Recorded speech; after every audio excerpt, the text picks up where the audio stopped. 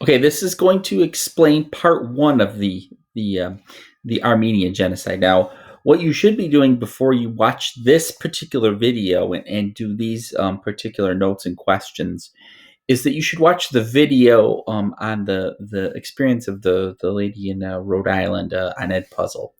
That's a better definition of what actually happened in the genocide. But to start out, we're actually hopefully going to get to a couple of genocides.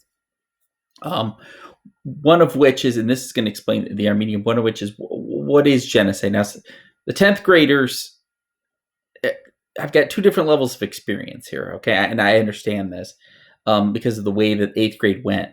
For you guys, for all you, the 10th graders still had, and we're still doing the unit on Anne Frank. So they've had a lot more experience with genocide. The 9th graders that are watching this, I'm sorry, it's just too difficult to differentiate this. And if I was in class, I would differentiate this a little bit better between the 2 hours. But with the 9th graders, they're a little less experienced with this because you didn't have that particular unit. So you're a little less familiar with genocide. Now, this particular genocide, that we're going to be looking at right before leading up into World War One. It happened in as the Ottomans start to break up in Armenia, in what would be Armenia, and as Turkey starts to emerge and the Ottoman Empire starts to break up. But let's look at, so what you're going to do here to start is, what is genocide? And you're going to be asked to complete these different texts, and there's text boxes here. So a national group member is a group of national origin, that a national group that identifies themselves by a nationality. You look that up, and think about Great Britain, France, Italy. The Germans, they identify themselves as being part of a nation. That's a national group. Then you have, of course, and then I need you to look up, ethnic, racial, religious groups. Define what those are. You can literally look them up, dictionary, Google. I don't care. These other two slides 2 and 3, I'm going to do some brief explanation on the subsequent slides that are actually below this particular slide, so you could read, or some of you like my videos based on the survey. So I'm going to go through that, and you can stop the video. You can go back to these slides and answer these questions as I'm going along with the slides. Once you've answered what is genocide, again, thinking about genocide is, and again, 1948, the United Nations, the multinational group of countries, define genocide as any of the following actions: killing members, causing serious bodily or mental harm to members of a group, deliberately inflicting on the group conditions of life calculated to bring their destruction. The idea is they're trying to bring their destruction. Those are the 10th graders are very familiar with the Holocaust. Yes, that is clearly a genocide. Imposing measures intended to prevent births or forcibly transferring children from of the group to another group. You'll see that extensively in the Armenian genocide. So let's take a look at, and there's also here, besides the questions, there's also a mapping activity. I'm going to make reference to this mapping activity as we go along here, and what you're supposed to do with that. There's only a couple things that you need to do, and you'll see one of them that I've done here as an example. So quickly, again, the Armenians. So we need to highlight the Armenians for a second. The Armenians lived in what is today known as Turkey. At that time, remember, the Ottomans I told you guys numerous times in class, the Ottomans are weakening, and they're slowly weakening. And Turkey, the center, where Constantinople is, and then where later they would rename the city on the coast there, Istanbul. For some of that time, the Kingdom of Armenia was an independent nation, but the Ottomans take them over. So they're part of that, and we'll identify where that is.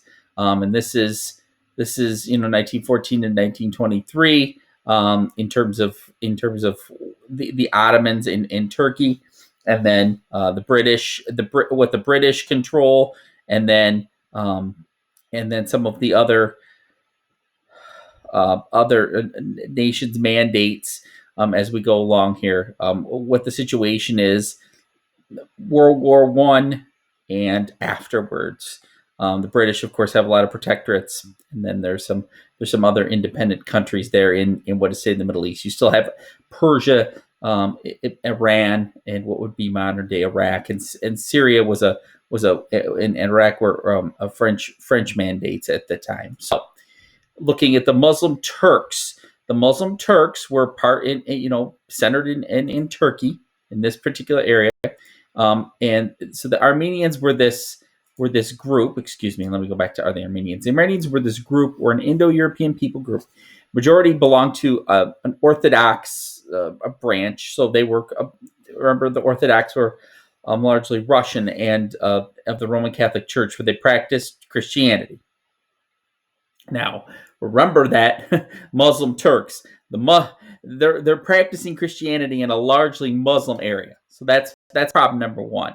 So you'll notice that, and let me stop here before I go on. Notice that there's a map activity here to do, and this is where you're doing this in slide 4. You're going to label Turkey, then highlight it yellow, label the Mediterranean Sea, Red Sea, and Caspian Sea. Well, where do you find all these? We've got numerous maps, Red Sea, Caspian, Mediterranean. Some of these are basic. You've also got some reference maps down at the down here as well to use for this. And it said to label them, so highlight in yellow. So this is what I did, and I'm going to get rid of this, and I'm going to go over here to Turkey, and I'm going to show you what I did. So I just made it, put up a text box, and then typed in Turkey, and then highlighted it, made the font a little bit bigger, Arial 14, and then highlighted it. Simple as that. That's where Turkey was. Okay, and then do the rest for the others. So I gave you that one. Do the highlight in yellow, labeled the Mediterranean, Red, and Caspian Seas, using making those text boxes just like I showed you. And so again, so how are the Armenians treated? Let's go. So we know they're this Indo-European group that were largely Christian Orthodox in a Muslim land. Okay, Christian Orthodox in a Muslim land. So how were they treated?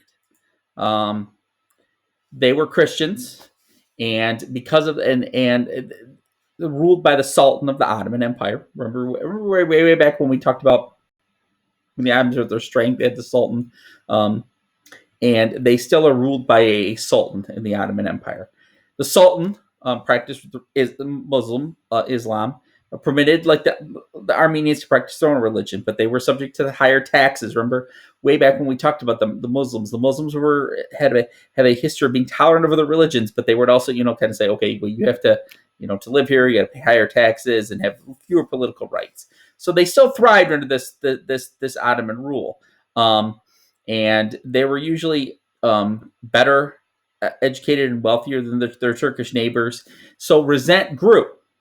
10th graders, you might, and the underteachers who are familiar, you might start to remember that there was some resentment of the Jews for that same reason. Some were wealthy bankers, and some had some wealth, so there was some resentment that grew at that time, and the same things that were growing at this time. Remember, this is 1900, 1915 time frame. Okay, 1900 to 1915 time frame as we're looking at it. So, and I'm going to give you a little bit of a timeline here as we go along. So, mapping activity number 2 is to use the scribbling tool to draw the historic borders of Armenia. Well, this is a little bit tricky. You've got Armenia over here. They're between the Black Sea and the Caspian Sea, a little bit north of Iran.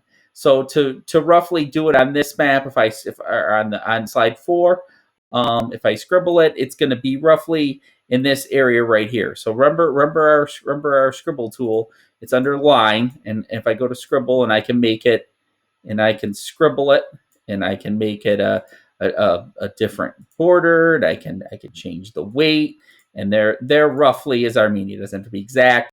Just draw it and then label it and make a text box and label it what today would be Armenia. So I did this. I don't take all the time in the video doing this. I think you get the idea. I make this text box smaller, and then type into it like so, and then centerize it. Okay, So that's what you would be doing. Let me go back to the timeline. So um, the Muslim Turks, the goal of the Turks, then the Muslim Turks that were largely in control of the Ottoman Empire, felt the Armenians would naturally favor their Christian counterparts in Russia. Remember, let's go back up to the map and see how Russia, or the modern Soviet Union would be bordering Armenia. So this is a bit of a problem. And so more than their own Turkish leader Sultan Abdul Hamid. So by 1890, there was growing tension between the Muslim Turks and their king, the Sultan, and the Armenian people, the Christians and the Muslim Turks, the Armenians. So the Sultan, Hamid II, promised to solve the Armenian problem once and for all. 10th graders, that might sound familiar to you in terms of like the Jewish question. Remember that whole thing where Hitler was trying to solve the Jewish question. Well, this was before, obviously, the Holocaust in Europe. And the same types of patterns emerge with genocide, right? The same types of patterns emerge. So, then if we move on to, and I get my fat face out of the way, again, making sure I've got all this. So then you've got in a little bit of a timeline. The violence starts to begin when the Turks, the military and civilian, massacre 8,000 men, women, and children in the Armenian villages located throughout Turkey. A new government under the quote-unquote Young Turks replaced the Sultan. One of the subsequent leaders was a guy named Talat Pasha. We're going to see more of him and some of the primary sources you're going to look at in part 2, who's widely considered to be the main perpetrator of the Armenian genocide, Talat Pasha. He's largely considered to be this. And by 1914, when WW1 starts, the Turks accused the Armenians of siding with the Allies, their enemy. The Ottomans are fighting with the Germans and the Allied, the Triple Alliance in World War One. So they're siding with the Allies, the France and Great Britain, and the U.S. They're accusing the Armenians of doing that, and saw the perfect opportunity to use this as an excuse to eradicate the Armenians. So Talat Pasha, the new government under the Young Turks that replaces the Sultan, issues orders to arrest and deport 1 million Armenians. So they're sent to these death marches through the desert with no food, water, and attacking in their own homes. Children were taken from their parents and sold as slaves. There's a few primary sources, and you're going to see a few videos. There's the one that about a journey about one lady's journey, and then another 60-minute one for part 2 that gives a good visual of this. You don't have to do the massacre spots and label them. I'm going to cut that piece out as far as that goes. So again, that's the timeline.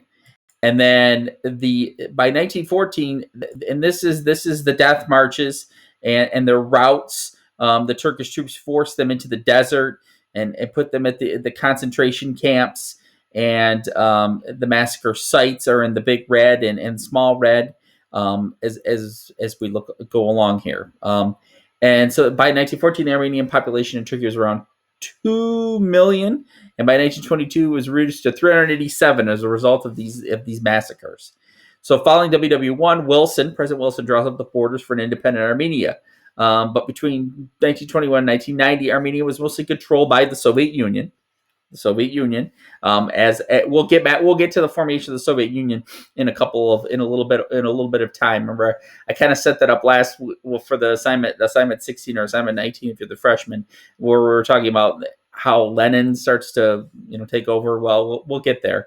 And so Armenia really isn't independent until 1991 because they're controlled by the Soviet Union. So this day, the Turkish government, and that's the 60 minutes in part 2, the 60-minute video is interesting in this regard. And so I wanted to show you too. It shows that denies that the genocide took place in Turkey during World War I. To this day, the Turkish government denies it, even though there's overwhelming evidence that it actually did.